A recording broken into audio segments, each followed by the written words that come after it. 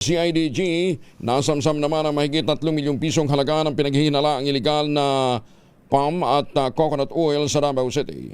Detalye ng balita mula kay Jun Soter mula sa Action Radio Davao. May buntag ni mo, Jun.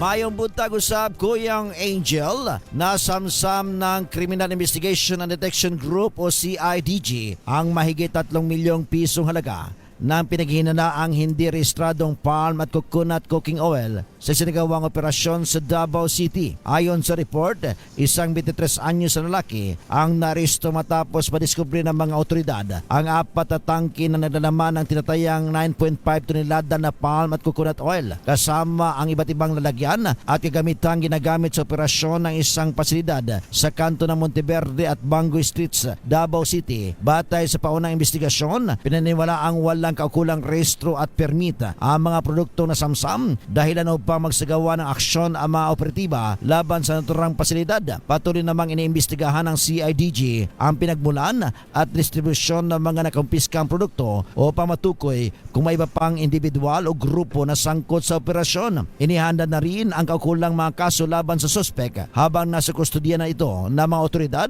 para sa karagdagang proseso ng investigasyon. Ito si Jun Soter para sa DZRH. Una sa Pilipinas, una sa Pilipino. Daghang salamat, Jun Soter. May